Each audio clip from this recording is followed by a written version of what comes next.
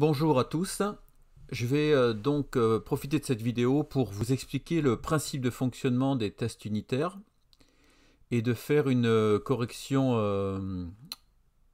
en vidéo.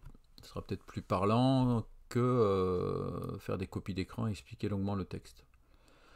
Alors, d'abord, je suppose que vous avez tous lu le support de cours.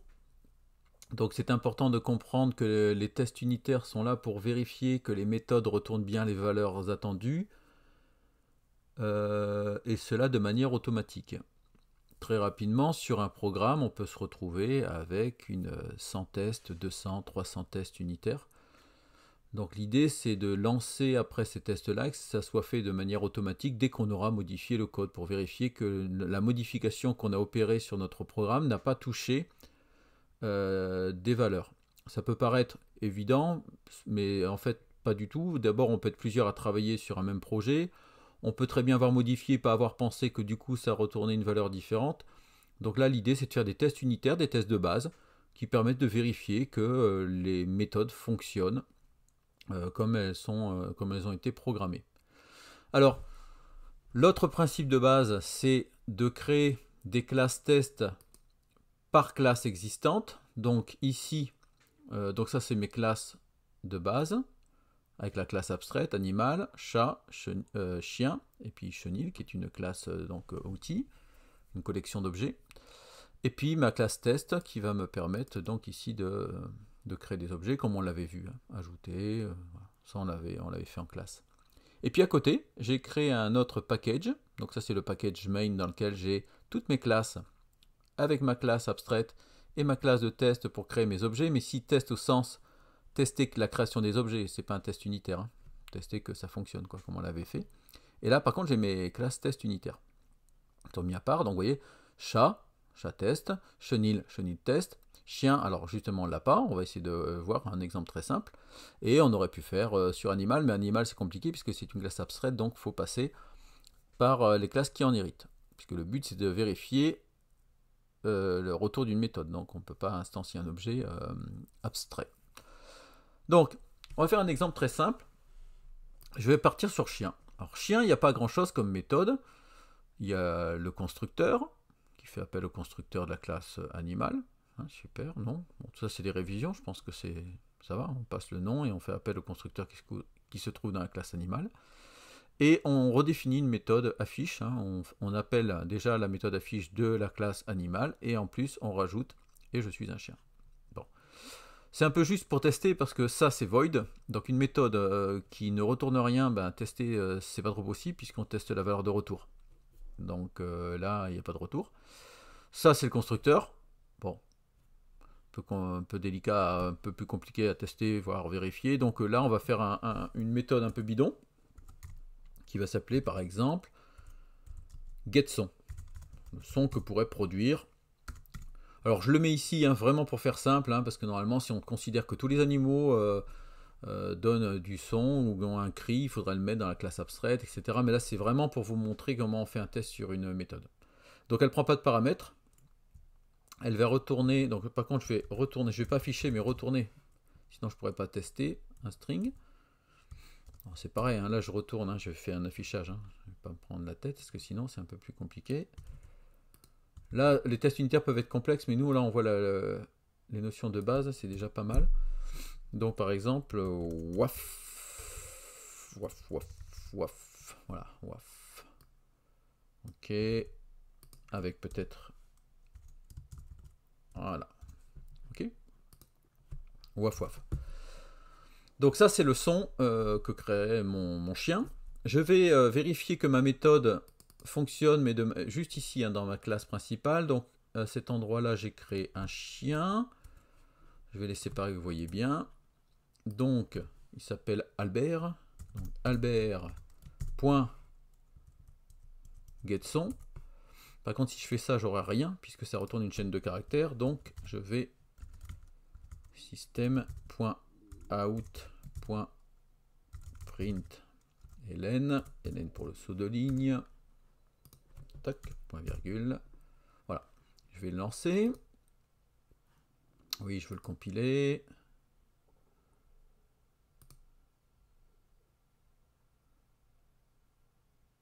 Alors, qu'est-ce qu'il me dit? Ah, il me dit que ça doit retourner. Ah, j'ai pas retourné, alors c'est très bien. J'ai pas fait exprès. Ah bah oui, je suis bête. Je viens de vous dire qu'il faut retourner un string et je l'affiche. Donc évidemment, c'est un return qu'il faut faire. Je retourne une chaîne de caractères. Voilà. Donc je reviens sur mon test. Ça marche. Donc il me met bien. Alors ça c'est autre chose, c'est un test que j'avais fait pour vérifier que deux objets étaient égaux en redéfinissant la méthode equals. Donc j'ai bien waf waf. Ok. Donc ça c'est ma méthode qui m'affiche donc le son du chien. Si maintenant je veux faire un test unitaire sur cette méthode, vérifier que le son du chien c'est bien waf waf, je vais faire appel à JUnit qui me permet de, comme son nom l'indique, de créer des tests unitaires en Java. Alors il en existe PHP Unit, hein, JUnit, dans tous les langages en fait il existe en général des frameworks qui permettent de créer les tests unitaires et de les gérer de manière automatique. Alors pour faire ça c'est très simple, je me place sur la classe que je veux tester, donc chien. Je fais clic droit, je fais New. Alors normalement j'ai JUnit, s'il n'est pas dedans, vous cliquez sur Other. Et là, vous avez, voilà, JUnit, test case, ok, suivant. Normalement, tout ce qui est mis, c'est bon. Jusque le package, moi j'ai pas envie qu'il soit sur le main parce que j'ai séparé les deux, donc je vais le mettre sur test. Voilà, pour qu'il me le crée là. Ça, on verra pas aujourd'hui. Voilà. Ça non plus, donc on fait suivant. Et là par contre il me propose plein de choses, alors on va dire, mais c'est normal parce que si on réfléchit, il hérite de animal, donc animal pardon, donc on peut très bien tester n'importe quelle méthode d'animal. Et puis animal hérite lui-même d'object qui est la grande classe Java, dont tous les classes héritent, qui est la classe objet. Donc nous ici on veut juste tester getSon. Je fais finish, et voilà. Il m'a bien créé chien test dans test. Il m'a bien créé un test, une méthode test qui s'appelle test getSon. Et pour l'instant, il a mis un fail. C'est-à-dire que si je lance mon test unitaire, il suffit tout simplement de cliquer là-dessus, je lance mon test unitaire, il va me dire qu'il y a une erreur. Normal puisque il appelle la seule méthode qui existe et puis qu'elle retourne une erreur. Donc là, ce qu'il faut, c'est créer mon test. Donc je vais bien sûr supprimer mon fail. Et je vais, alors pour gagner du temps, je vais récupérer un test unitaire que j'avais fait, que je vous expliquerai après.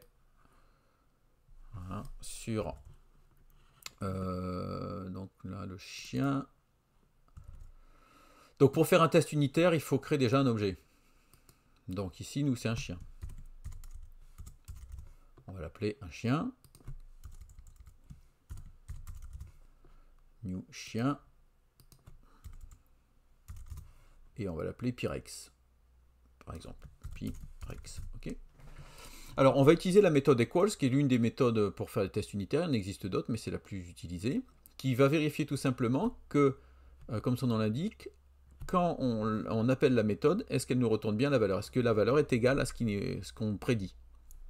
Le fameux prédiction. Si ce n'est pas le cas, on affichera le message d'erreur. Alors, on peut s'en passer, il peut prendre que 2 paramètres, mais je préfère mettre quand même un message d'erreur pour que ce soit plus clair. Erreur sur le son du chien. Je précise bien le chien, parce que si j'ai plusieurs... ok. Donc, je vais partir du principe que un chien, je vais appeler la méthode donc, qui s'appelle getSon. getSon. Ok. Et ce getSon, il doit me retourner la chaîne de caractères qui s'appelle, alors justement, je ne l'ai plus, c'était waf, c'est pas grave, waf, donc je pense que du coup j'ai oublié la chaîne, donc c'est pas grave, je la modifierai après, waf, je pense pas que ça soit tout à fait ça, et voilà. Donc là, ça va appeler la méthode equals, ça va appeler la méthode getSon. Si la méthode getSon retourne cette chaîne de caractères, c'est bon. Sinon, ça va marquer erreur sur le son du chien. Donc, je vais lancer. Et là, je vois que j'ai une erreur. Alors, à mon avis, je sais pourquoi, c'est que ce n'est pas tout à fait cette chaîne-là. Donc, ce que je fais, c'est que je vais relancer ma classe et je vais vérifier. Voilà, je vais faire un copier-coller, ce sera plus simple. Voilà, donc. Il faut exactement, bien sûr, que la chaîne soit la même, sinon ça ne marche pas. Voilà, il manquait un F, il y avait 3 F. Donc si maintenant je lance mon test unitaire, et ben c'est bon. Voilà. Alors, on verra tout à l'heure après sur la correction, hein, mais par méthode, je peux avoir plusieurs assert equals. Hein, je peux vérifier plusieurs choses. Ici, je voulais juste vérifier que ça retournait bien. Alors évidemment, si je retire un F et que je relance le test, bah, il me met une erreur et il me met bien, donc ici, erreur sur le son du chien. Donc j'ai bien mon message d'erreur qui est généré par assert equals. Donc vous voyez, c'est relativement simple, hein, il n'y a pas de grosses difficultés, il faut juste comprendre le principe. Sur le BTS blanc que vous avez eu à l'écrit, ben, c'était ça qu'il y avait. Hein. On ne l'avait pas vu, mais à partir de la documentation, c'était assez clair, je pense, de voir que la valeur de droite devait être... Enfin, c'est bijectif, hein. Donc je pouvais mettre waf waf là et get son là. Donc voilà, pas de difficulté. Je vais vous montrer maintenant la correction de ce qui était demandé pour le chat. Mais c'est exactement le même principe, hein, donc normalement vous avez compris.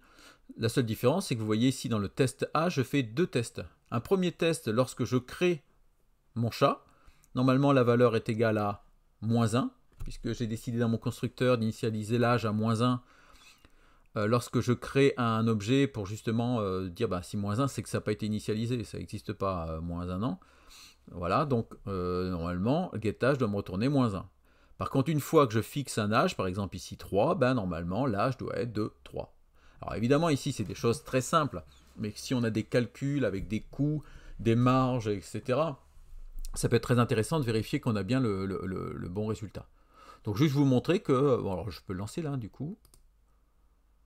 Voilà, donc là les tests sont bons, évidemment. Hein. Si maintenant je modifie, bon, si je voulais le faire, on peut le faire. Hein. Donc par contre, il faut que j'aille du coup dans le animal parce que l'initialisation se fait ici. Par exemple, je vais mettre -2. D'accord. Je vais retester mon chat. Cette fois-ci, il me met une erreur puisque effectivement, bah, c'est plus -1. J'ai modifié, j'ai fait quelque chose qu'il fallait pas. Donc tiens, j'ai modifié donc. Ah oui, c'est vrai, normalement c'est -1. Vous voyez, c'est des choses comme ça. Là, on n'a pas beaucoup de lignes, donc ça peut vous paraître inutile, mais je vous assure que quand vous avez des milliers de lignes et plusieurs développeurs qui travaillent sur un même code, ça peut être très intéressant d'avoir ces tests unitaires. Il reste le chenil qui est un peu plus complexe, parce que regardez là, on a du coup... Alors j'ai tout coché, hein, donc test ajouté, donc on crée un chenil. Donc ça c'est test d'ajout, test retiré, et les autres n'ont pas été implémentés. Donc voilà, test nombre de chats, nombre de chiens, test combien. Toutes les méthodes qu'on peut avoir sur le chenil. Donc je crée un chenil. Par défaut, normalement, la taille est 0. Vous voyez, si j'ai inversé, de toute façon, c'est test égalité. Ensuite, je crée un chat.